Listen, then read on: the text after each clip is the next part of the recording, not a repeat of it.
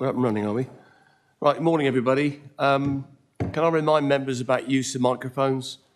Please speak directly into them. It makes it easier for everyone to hear you. And if you've got a mobile phone, put it on mute or turn it off, please. Don't really want a session of different tunes to interrupt the meeting. Before we start the meeting proper, I want to make a statement regarding the investment zone potential in Dorset. So if you indulge me for a few minutes. The Chancellor of the Exchequer announced investment zones as one policy initiative as part of the growth plan on the 23rd of September. In the days preceding the announcement, a number of councils were approached to see whether they would be interested in having an investment zone.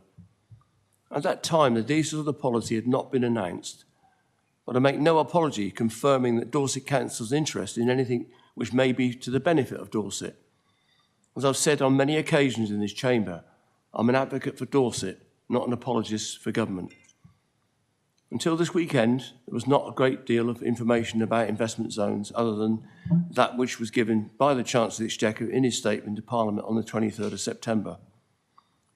During the course of the weekend, I've received a letter from the Secretary of State, Simon Clarke, with a request for Dorset to express an interest in seeking an investment zone. I stress that at this time, this is only an expression of interest.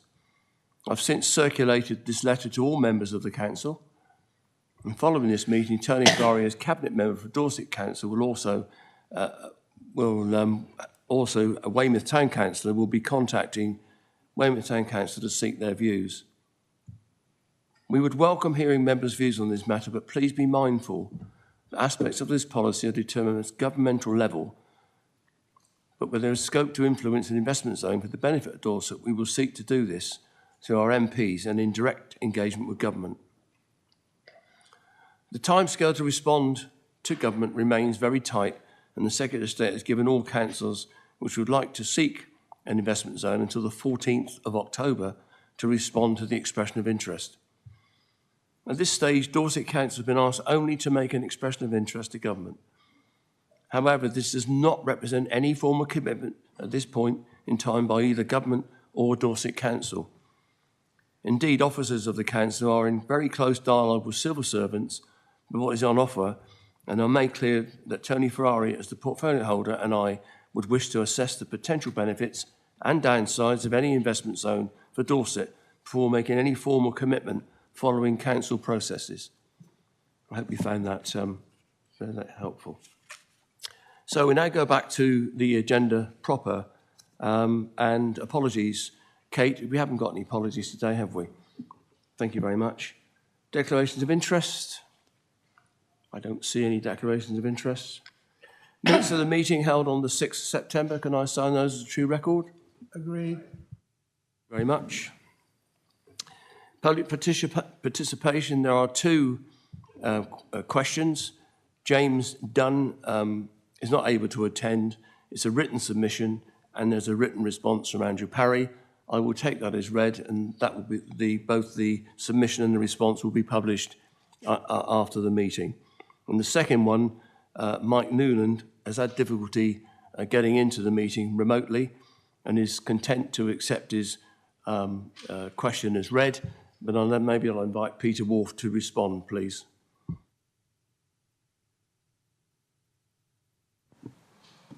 Thank you very much, Chair. First of all, as a precursor to the answer to this question, to the questions, it should be noted that Mr. Newland has asked this question or a very similar question on this matter on at least 3 separate occasions, the first being to Dorset Council in December 2021, the second being to the People and Health Overview Committee in September 2022, and to this meeting today. The response to question 1, did you want me to read the question out? I have. You have. Okay, I shall read question 1 out. There is quite a long precursor, but I shan't read that out. Please can a full and more complete explanation be given as to why the booked bed rates are so high and for so long? Response. As we have stated previously, the contracts were established in early 2000s under terms that this council would not agree today. There has been thorough legal examination of all options for fundamentally changing or ending the contracts, and there are limited options available to us without agreement of both parties or without incurring very significant contract penalties. Question 2, and these are Mr. Newland's words, obviously.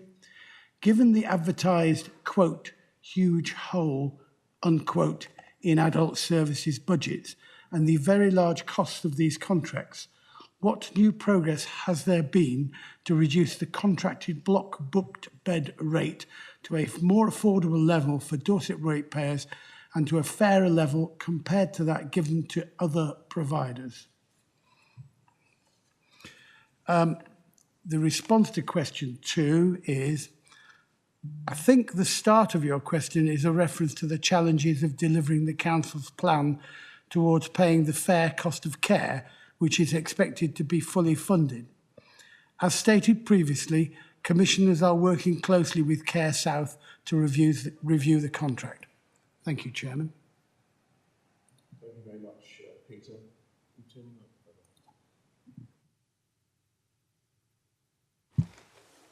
We now go on to questions from members, and the question from Brian Heatley.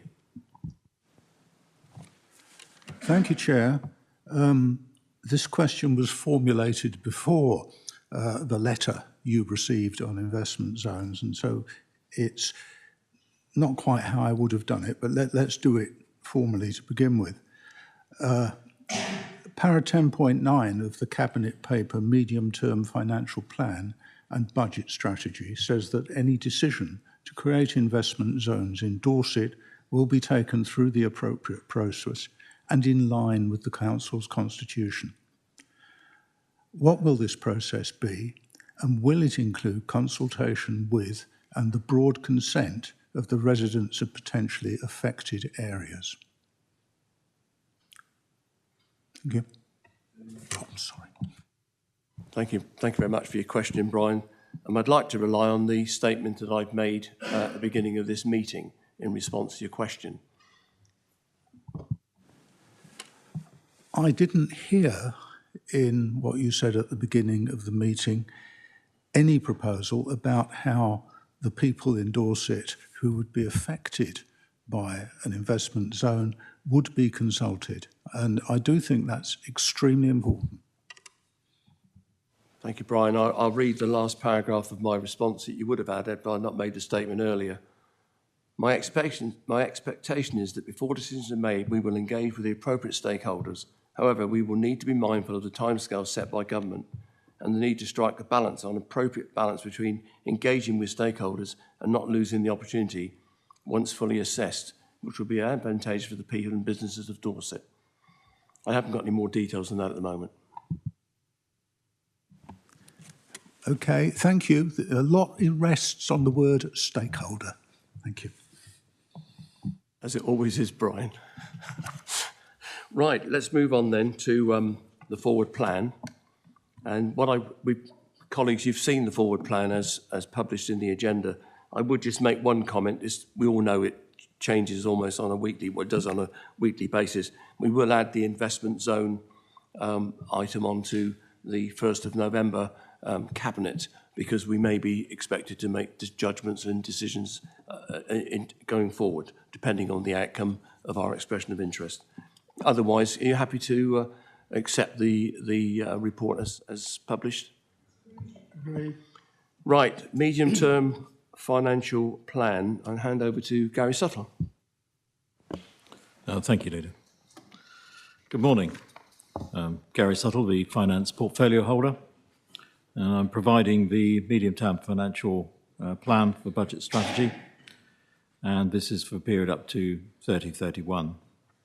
Our original basis is set out in 12.2 of this report. However, much has changed since that report was compiled in February of this year. In 12.5, we give the current and proposed pressures and assumptions, and you will see that we have adopted a less than 2% increase in council tax and 1% for the social care precept. However, we know that the Chancellor has more details to reveal in statements that will take place between now and December, and we also note that the pound is under strain from current world markets, and as the UK buys a number of items crucial to its economy based on dollars, we consider that we may be under further pressures from suppliers. As yet, we are unable to quantify this. However, this morning, the Chancellor has announced that he will bring forward his statement to October from November, which may contain greater clarity. In Dorset, we're already experiencing a reduction in the council tax collection rate, and this reflects everyday pressures within Dorset for our residents. We will be reporting more in November as the second quarter becomes available. We also have other pressures on the budget from increased overheads that we had made provision for, but find that the outcome is likely to be higher. In particular, I refer to inflation and the pay award, although any increase is fully warranted for our staff.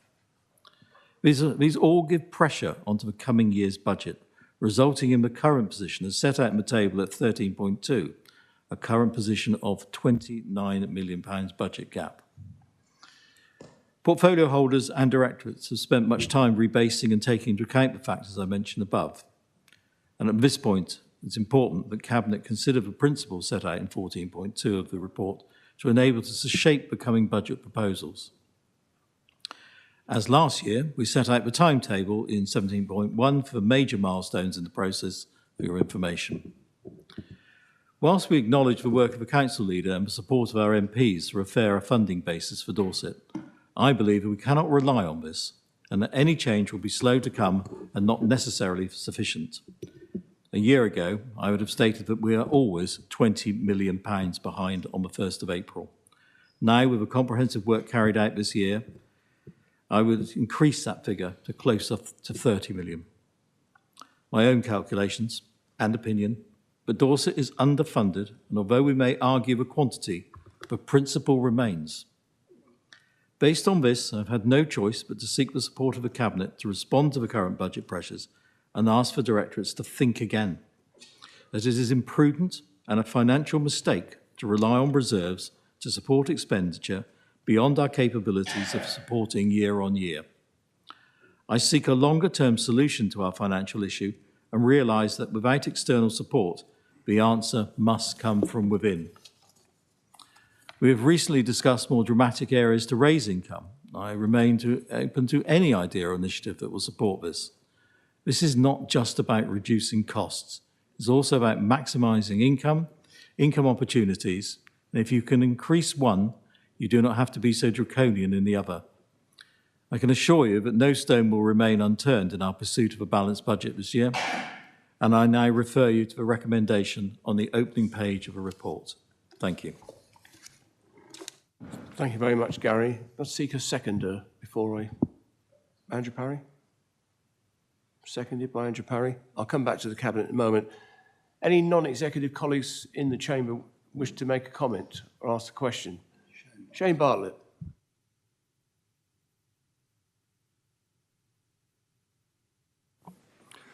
Thank you, Chairman. Councillor Shane Bartlett, Ward Member for Wimborne Minster. As there appears to be no financial planning stability in government presently, at this critical time when local authorities are undertaking their budget planning, and the fact that we've left Europe, one of the biggest global markets, trading blocks in the world, and therefore we're now a minnow within the global pond. Similarly, I consider Dorset to be a minnow when it comes to Westminster looking to give that financial stability to counties such as ours. And I've asked the question before, are we in a position where we are collaborating with our southwest colleagues in the whole of the southwest of England to take our argument to government about a better funding deal? I note that we still seem to have no clarity over our financial settlement from government, and we would have hoped to have a 3 to 5 year expectation of that, because to try and continue with a year-on-year budget requirement for an authority this size with what it has to deal with is quite ridiculous. Thank you, Chairman. Thank you for your question, Shane. I'll respond to that if Gary is okay with that, because I was on a conference call last week with leaders across the country, and the average upper tier budget gaps at the current time, that's unitaries or county councils, is 35 to 40 million. So Dorset is not out of step with, unfortunately, not out of step with the reality of the situation. And it's largely caused by the impact of inflation in one form or another that's brought about this problem. And I don't think it's one the government can shirk from. So I know there's a lot of work being done I spoke to the LGA chairman last week as well about it. I know a lot of work is being done with government to see what can be done. But I agree with Gary Suttle, we need to be in charge of our own destiny, and we mustn't assume that we're going to get help from elsewhere. If we get it, that's fine. But I think we need to do a piece of work now so that we have a balanced budget based on our own efforts rather than just relying on outcome from somewhere else. Okay, thank you very much. No, good. Right, anybody else? If not, I'll come back to Cabinet. Cabinet colleagues. Simon Christopher. I feel obliged to answer Councillor Bartlett about market instability. If he were to look at the markets in Frankfurt, in Paris, and even in Wall Street, he will notice the instability. Inflation started to rise before March of this year. I have here a book written by the previous Member of Parliament for West Dorset, who actually set up the Office of Budget Responsibility. And I have to say that I've looked through the book and he doesn't actually mention the OBR. The point is that the Phillips curve, the relation between unemployment and inflation, has clearly moved to the right. This is not merely a UK problem, it is a worldwide problem, and we should recognise that, and we should lobby our MPs to make sure that Dorset gets what it deserves. Thank you. Right, Cabinet colleagues, any comments beyond what Gary's very eloquently set out? We've got some challenges ahead of us. Either that, and Andrew seconded the recommendations. I think there's 7 parts of this recommendation. I'm not hearing anybody wishing to speak. So in that case, in the absence of any disagreement, the recommendations are approved. Thank you very much. Move on to agenda item 8 now. Adult Social Care Market Sustainability Plan. I'm going to hand over to Peter Wharf. Thank you, Chairman.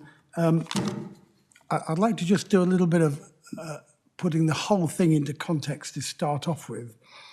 We are currently going through a major consultation with our partners and members whilst we develop, as I explained in a previous Cabinet meeting, what I called a 5-year plan. It will be 5 to 10 years.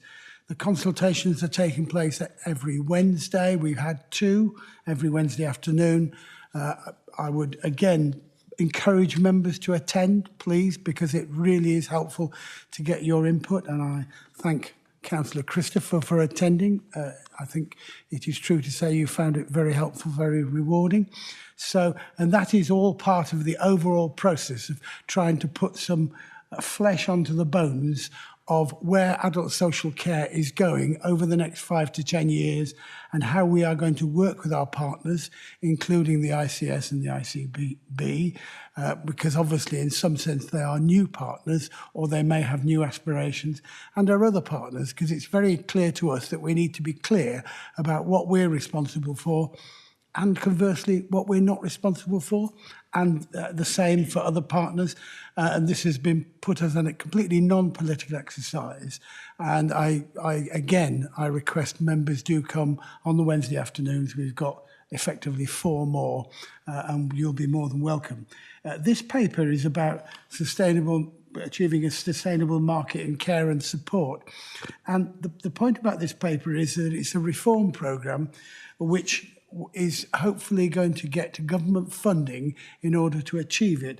And I think we are ahead of the curve in terms of councils in inputting our information in terms of data collection, data validation and evidence gathering back to government. And again, it needs your support, but the first stage is working with government in providing information.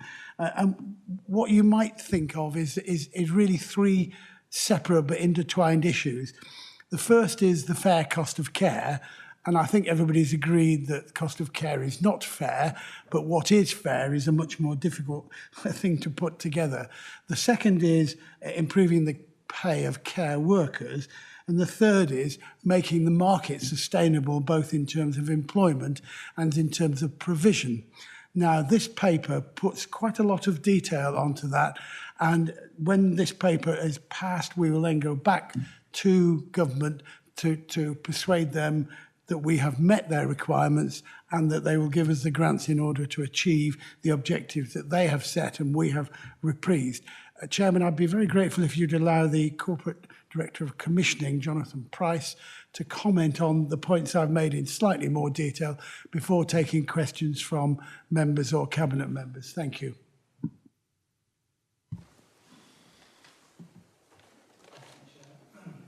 No, you're on red. You're still on. Oh, I turned it off.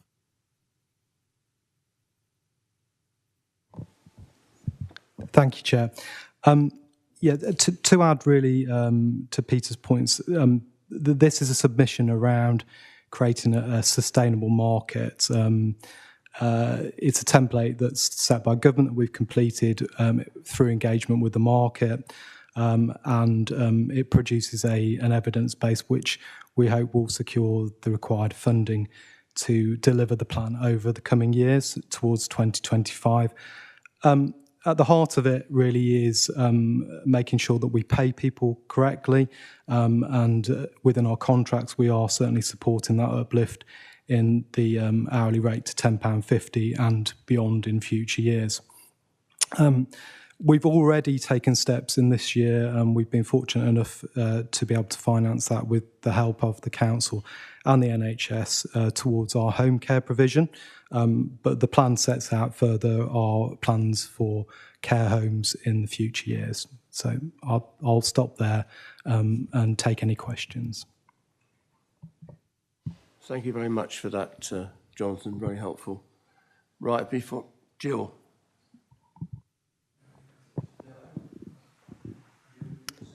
I was going to. Jill beat me to the punch. I was going to ask for a second, and she was ahead of the game. So before I open up to the Cabinet, any non-executive colleagues wish to comment on this paper? Shane Bartlett. Thank you, Chairman.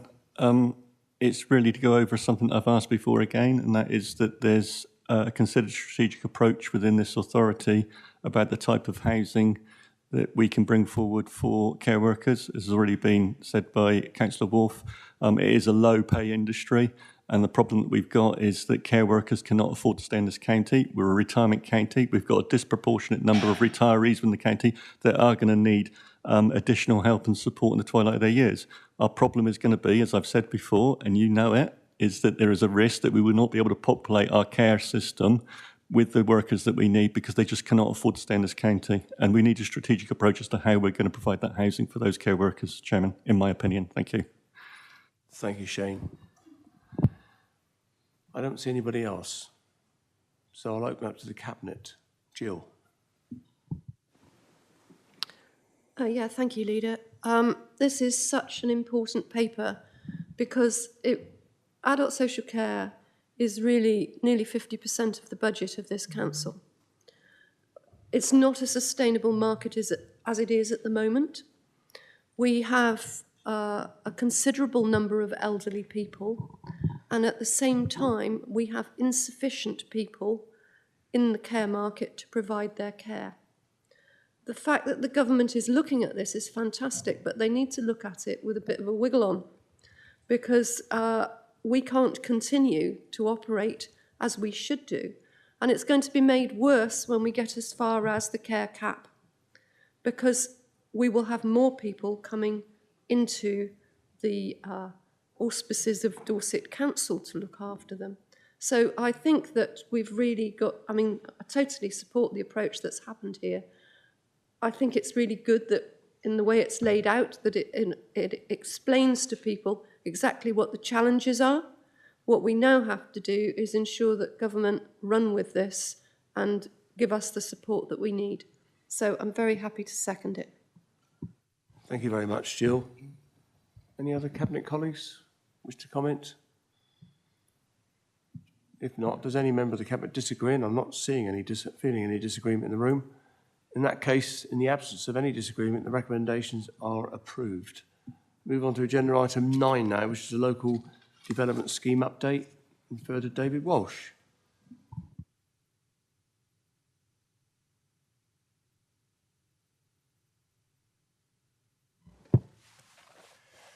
Thank you, Leader. I make no apology, but I'm going to go into some detail here because there seems to be some confusion, both within the council and out in the public domain. So for those who don't know me, I'm Councillor David Walsh, Portfolio Holder for Planning.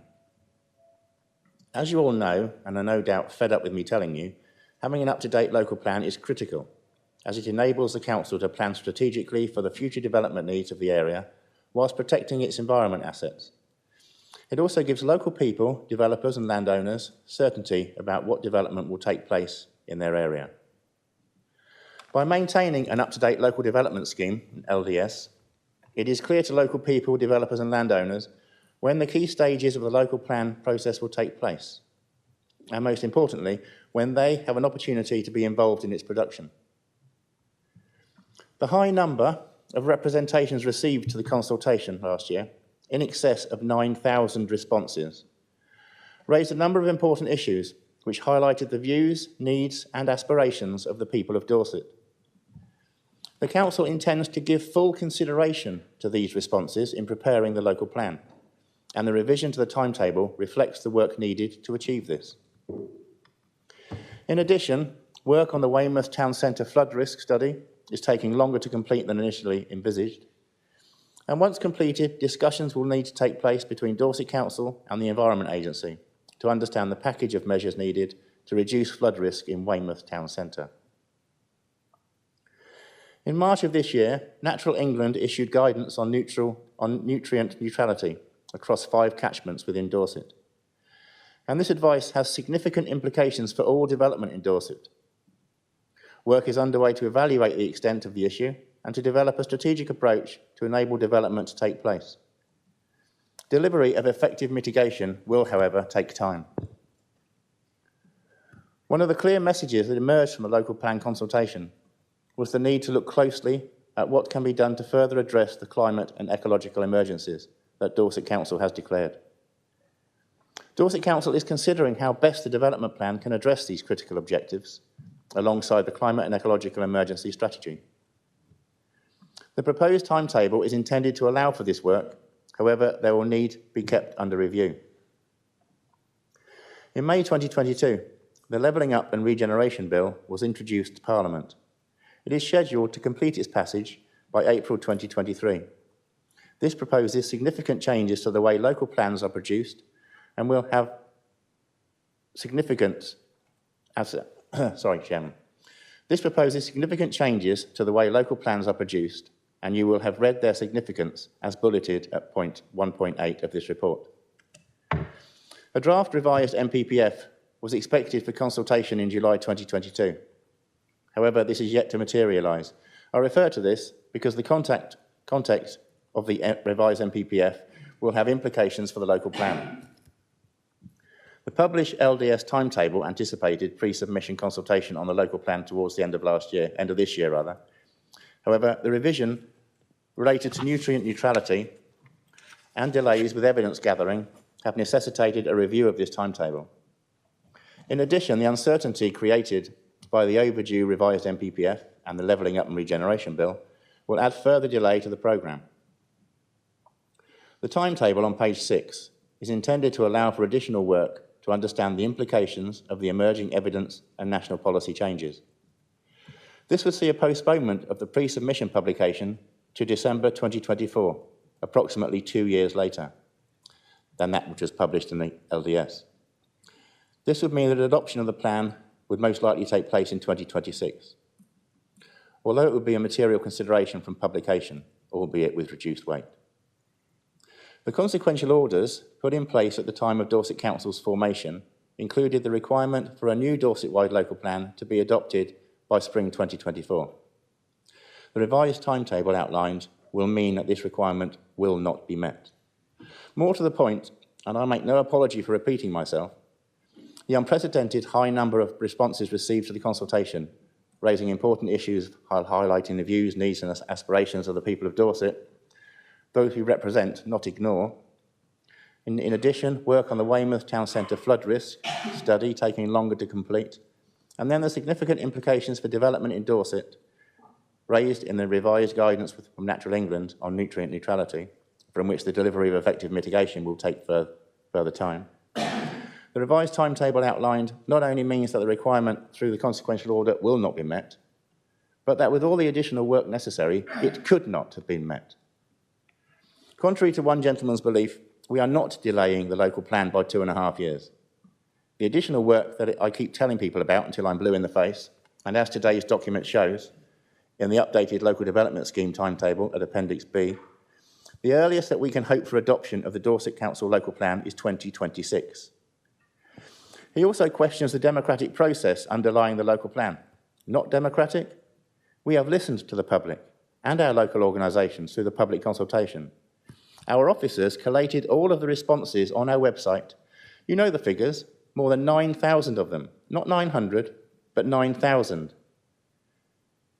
Over the last 2 years, you have all heard me respond to questions and statements at Cabinet and full Council when we have been asked by members of the public and our local organisations to ignore government's figures and listen to the people of Dorset, to do the best for Dorset. Well, colleagues, all of the work that is being done is for the betterment of Dorset and its residents, because we have listened and we are still listening. Councillors, would you have preferred that we ignored all of the comments received through the public consultation? Ignored the very people that we represent? The publication version of the Dorset Council local plan will incorporate a wide range of changes made in response to the consultation. The additional evidence and the national planning reforms, depending on how the draft plan advances, it may be necessary to add additional consultation stages to those identified in the table, which could have a bearing on the overall timetable and which would require further updates to the LDS. In the period to when the local plan is adopted, there will remain a need to demonstrate an annual basis a supply of deliverable housing sites equivalent to 5 years' worth of housing target. Should this requirement remain, there will be a risk of greater pressure from speculative planning applications if an up-to-date local plan is not in place. The proposed timetable is intended to get a sound plan in place as soon as practicable.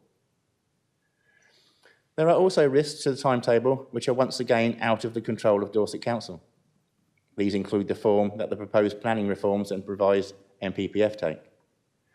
The proposed reforms to the planning system in their current form would reduce the significance of the requirement to maintain a 5-year housing land supply of deliverable housing sites, with this requirement only applying once an adopted local plan is more than 5 years old. There are also changes suggested to the requirements for councils to meet the unmet development requirements of neighbouring local planning authority areas. This is a particular issue for Dorset, where BCP Council have indicated that they are unlikely to meet the need, or be able to meet their needs. The revised LDS sets out the Council's anticipated timetable for producing the Dorset Council local plan, but this will need to be kept under review. It also sets out a timetable for the production of other planning documents, including the Minerals Plan and the BCP and Dorset Waste Plan 2019. Where though no main change is considered necessary or proposed at this time, it will continue to be monitored. The changes made to the published version of the LDS are shown within the revised LDS, within Appendix B as tracked changes. Within the document in Appendix B, changes are shown as strikeouts, with text proposed for deletion or bold and underlined for text proposed for insertion. So I apologise for the length of that, Chairman, but I feel that with confusion, there was need to go into detail and explain to people what is actually happening. So I would then propose the recommendation, Chairman. Thank you very much, David. And as always, you know, you very comprehensive presentation, the report, and I'm sure we've all gained something from that. Before I open it up, can I seek a seconder? Graham, I think you've indicated. Thank you very much. Before I come to the Cabinet, are any non-executive colleagues in the Chamber wish to comment? If not, I'll go back to Cabinet. Cabinet colleagues, you've heard what David's had to say.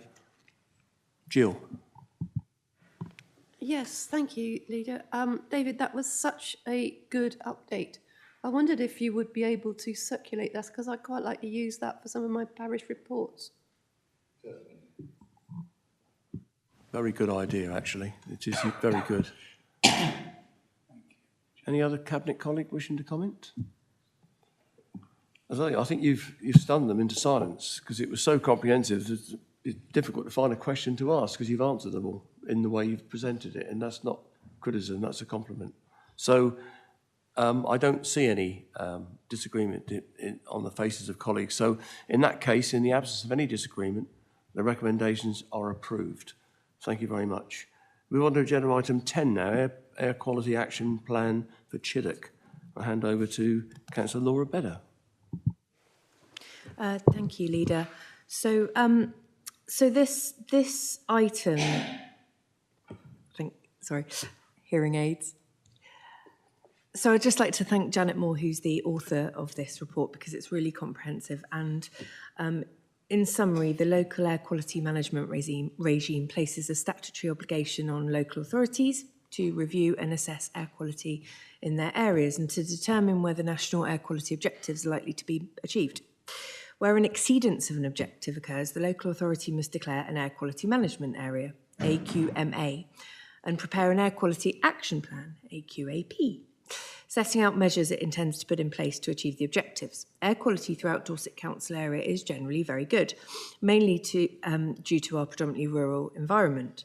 But sections of the A35 trunk road that run through Chiddock are close to or exceed the objective level for nitrogen dioxide. So this report details the revised Air Quality Action Plan for Chiddock, which received approval from DEFRA in June 22.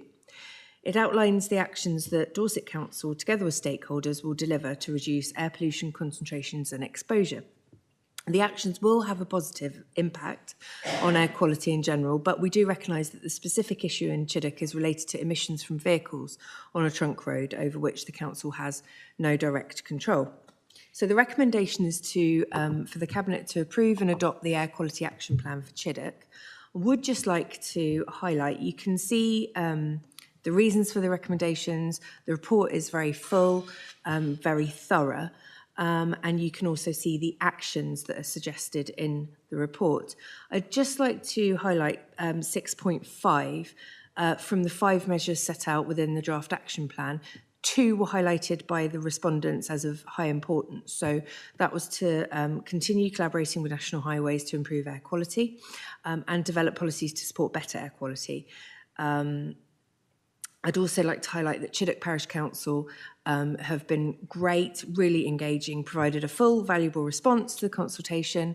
I spoke with Graham Duggan, who's present for any difficult questions that I can't answer, and he's noted that the Parish Council met last week, really supportive and really engaging, so I'd like to thank them as well as Janet.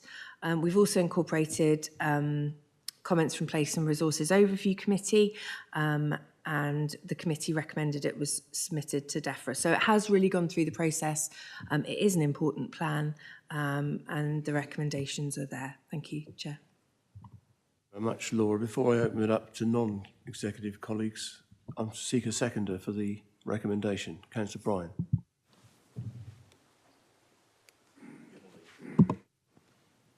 Happy to second, but I would like to speak on this later on. Back in a minute. I know that Simon Christopher, the local member, I think would like to say something to this point.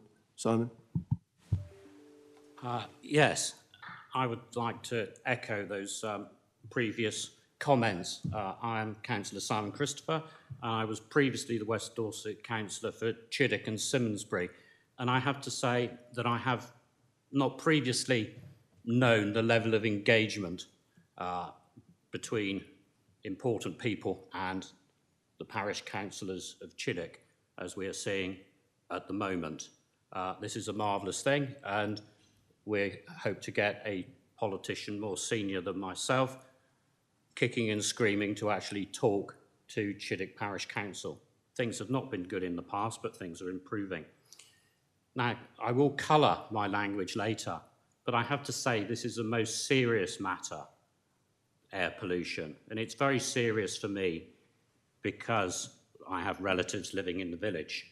Now, you may think of Chiddock as a chocolate box village, but you only need to look at the architectural book of Pevsner talking about Chiddock. And by line 2, he's talking about the traffic.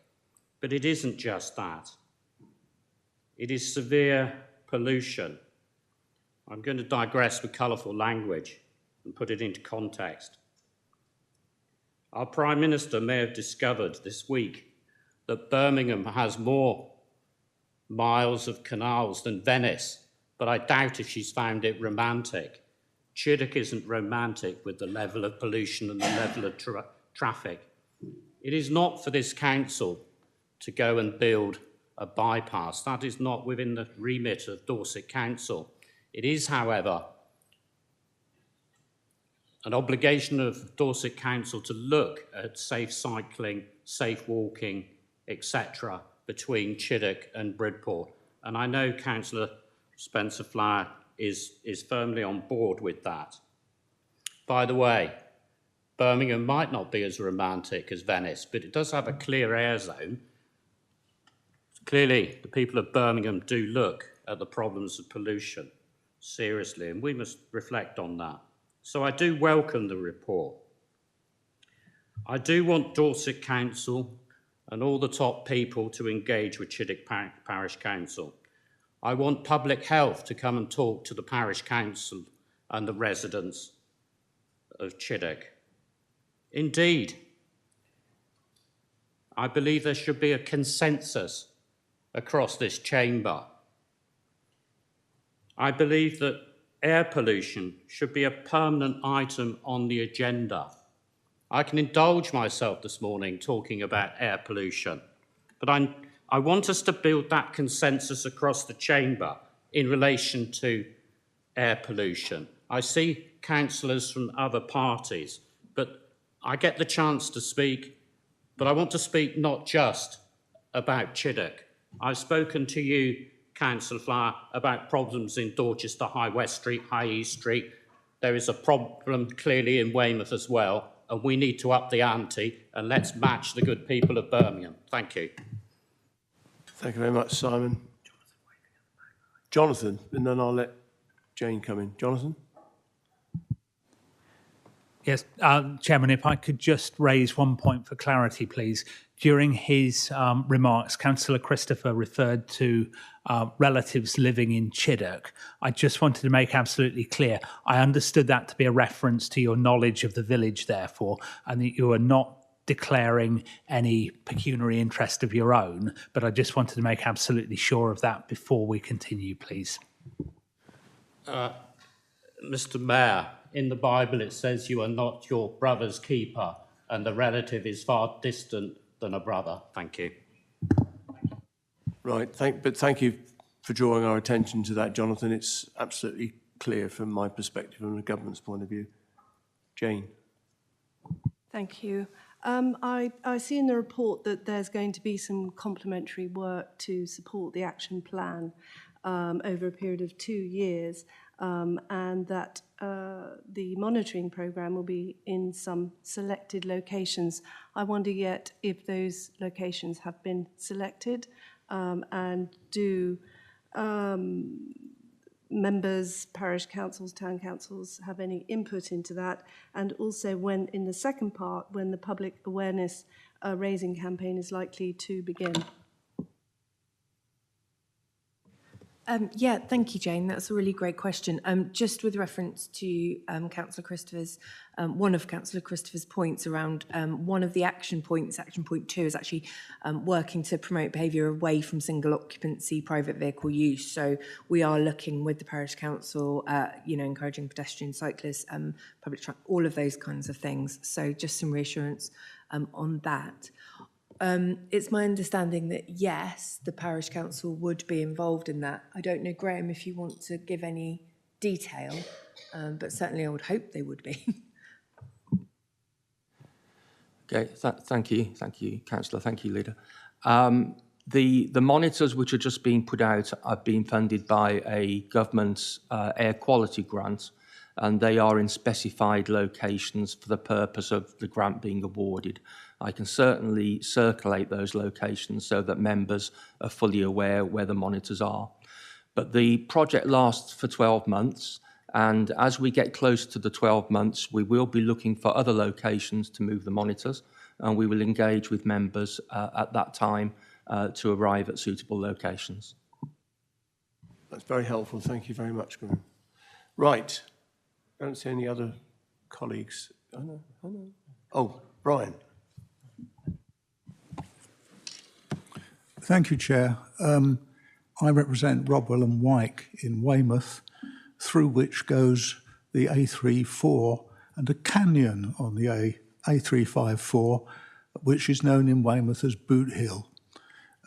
Boot Hill has had terrible pollution problems, very similar to Chiddock, although a completely different environment. There's been monitoring in the past with a lot of help from the Highways Department. We now have a voluntary one-way scheme for heavy vehicles so that the heavy vehicles don't go up the hill anymore, which is an improvement, but it's voluntary. And I do take Councillor Christopher raising this item as an incentive maybe for looking again at Boot Hill, and maybe there's more we can do there. Thank you. Very nice segue, Brian, I must say. Right. I don't see anybody else. Andrew, you're in the Cabinet, Andrew. I'll let you come. I've got Ray ahead of you on the... Ray? And then we'll come to the Cabinet. Thank you, Leader. And first of all, I've already seconded this, so I'm very much in favour of the actions that we're taking. I would like, however, to raise a few points. First of all, as in the report, it says this is a National Highways road, which restricts some of the work that we can actually do, and we have to comply with their regulations as much as our own, and they become quite complicated at times. But we are working, the Highways Department are working very hard with National Highways to help play our part in this solution. If there is a light at the end of the tunnel for the residents of Chiddock, yes, we're doing this now, but in the foreseeable future, with the introduction of electric vehicles and other powered vehicles, which I believe will come along, and I've said that on many an occasion, there will be a much improved air quality as we get less of the fossil fuel cars travelling through. We've got more of the electric cars. I think it's important that this is recognised, but it doesn't solve the problem immediately. But the Council are working very hard on providing as many electric vehicle charging points as fast as we can to encourage people, not just from this area, but a lot of people who travel along this road are coming from other areas and passing through. So we need to encourage them to use electric vehicles as well. I noticed in the report there was some question about various charges that we could bring in on the road. The difficulty is that, as I say, it's a National Highways road which restricts our ability to take some of these actions. But we are, as Highways, looking at a number of issues now as to how we can improve the air quality throughout the whole of our area. We're classed as a rural area, but we have lots of built-up areas that we need to look at on a serious point, and I thank Councillor Heatley for actually complimenting the Highways team on their actions on Boot Hill, and I'll also take up his challenge of trying to look at ways in which we can still improve it. But we've got lots of work to do, and as I say, this is a very good report. It's very detailed, and I will be working very hard with the team to make sure that we get this through as quickly as we can. Thank you. Thank you very much, Ray. Andrew Parry. Speak on this matter. I just reflected on, it was a particular word that Councillor Christopher used, which was consensus. And I've thought back to my own childhood, and across the south of England was the famous Folkestone to Honiton trunk road and various upgrade improvements that took place at that time. And it delivered bypasses in places like Ferndown in the east to Charmouth in the west and a number of areas in between. But there seemed not to be, for very good reasons, I'm sure, but it seemed to be a lack of consensus around how to resolve the issues around Chiddock. And I know this presented a great challenge, and very public statements were made at the time from those who were both for and against it inside the community.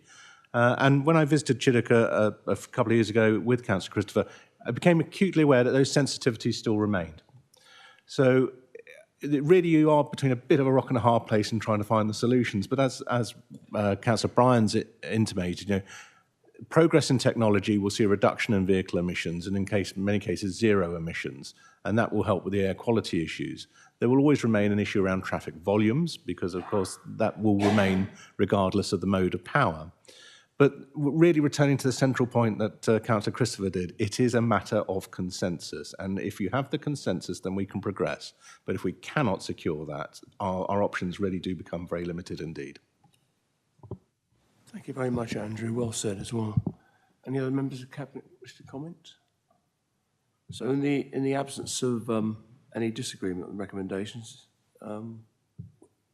the recommendations are approved. And Simon Christopher did indicate, and I suggest he has a conversation with the portfolio holder after the meeting. Okay.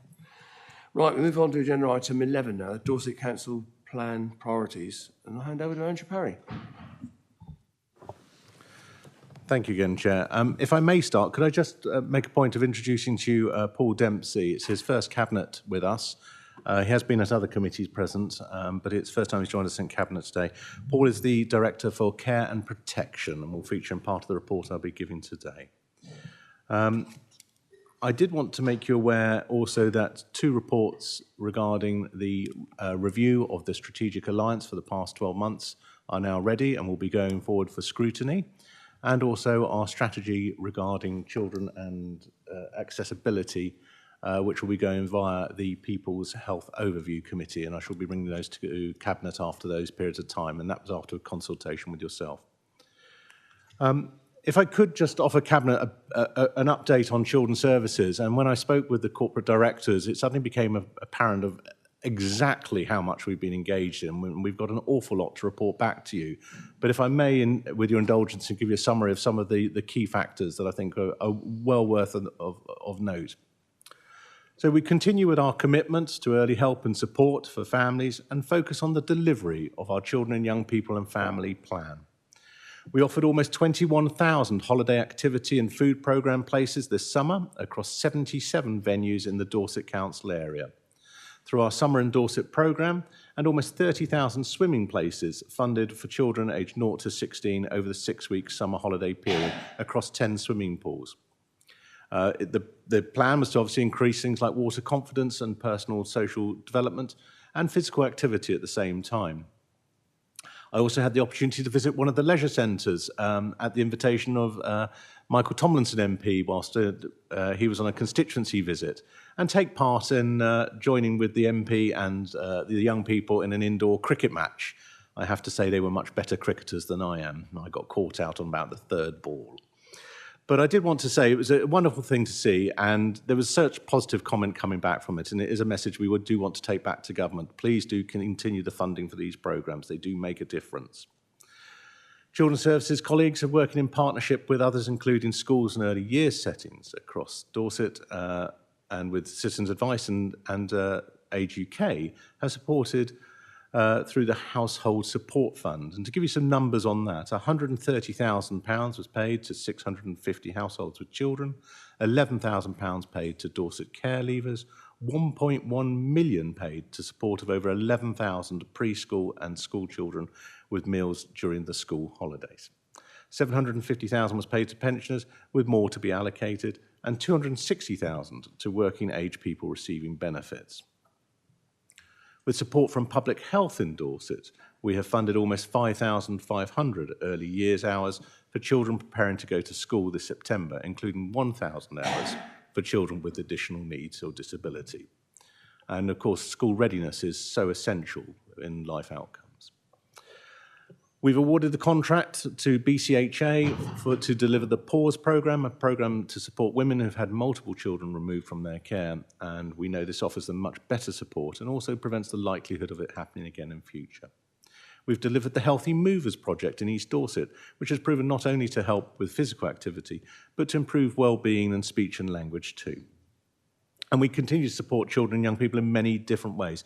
The youth parliament elections remain a key part of our democratic process and engagement with children and young people, and things like the Takeover Challenge Day, when we take the back seat and our children and young people take the front seat, which is a lovely thing for us to be engaged with. I'm grateful to a number of people, but including, of course, Councillor Worth, who sits with me on the Youth Organisation Grant Panel. And over £100,000 has been awarded to youth projects across Dorset in the last year.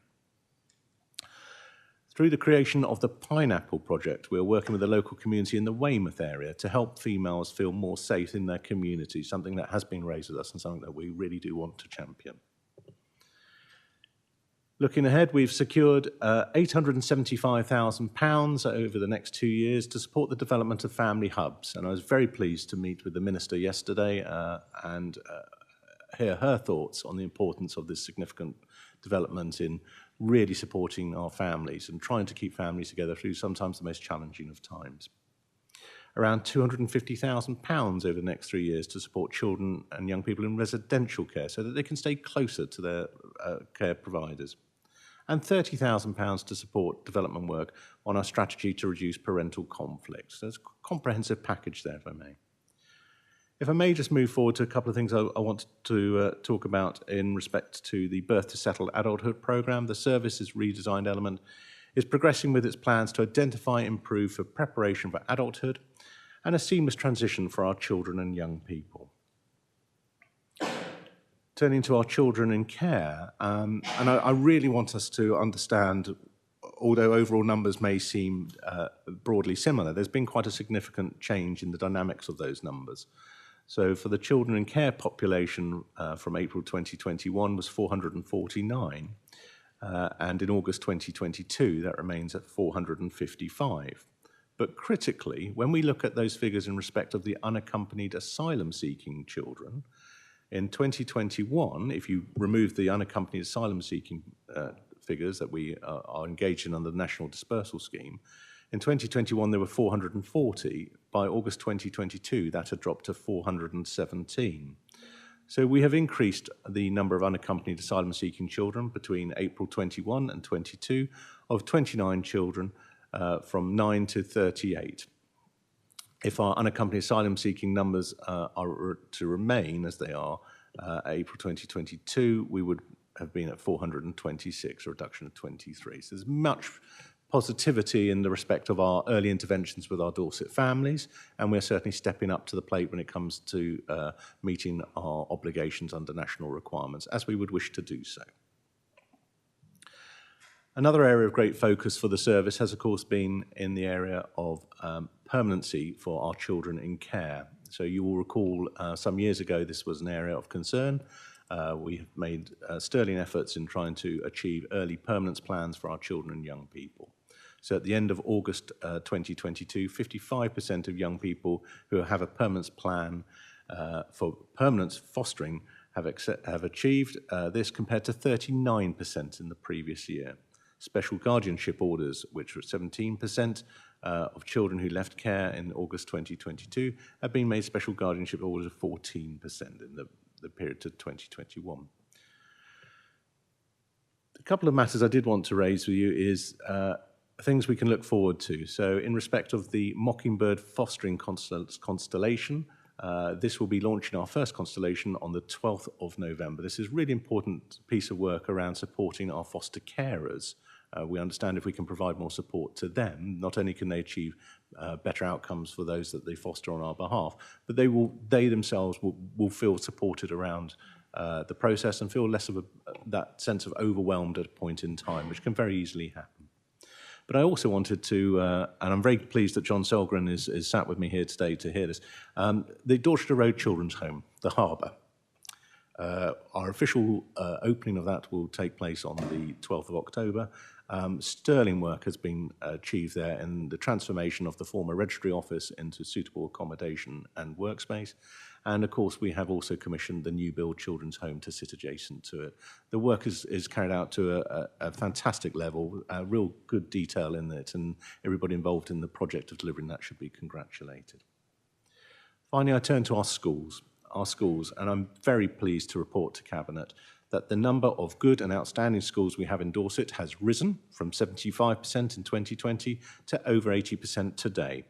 We continue at our ambition to ensure that every child in Dorset should go to a good or outstanding school. Very happy to take any questions, Chair. I hope I have given you a very good précis of many things going on in children's services, but as always, happy to take questions from members and Cabinet. Thank you very much, Andrew. Very comprehensive and interesting update, actually. Got a variety of stuff in there. Really interesting. Comments, anyone? Jill?